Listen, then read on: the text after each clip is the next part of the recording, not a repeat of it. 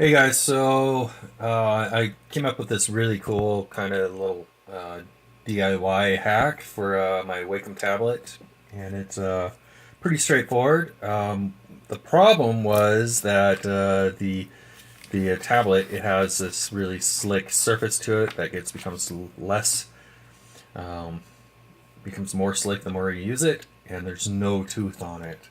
So it feels very artificial when you're drawing. So my solution was to cut out a piece of drawing paper with some tooth on it, double-sided tape, place that over the top, and what happens is the stylus reads through it, and you get some tooth on your drawing tablet. It feels much more natural, and I think it gives a better response to the stylus to digital interface.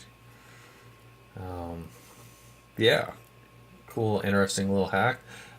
Really inexpensive, and it will does give a little bit of wear on the paper the more you do it. But it's really inexpensive to put another piece of paper down on your Wacom tablet. So yeah, I hope you find that useful. And Sean Schmidt out. Take care, guys.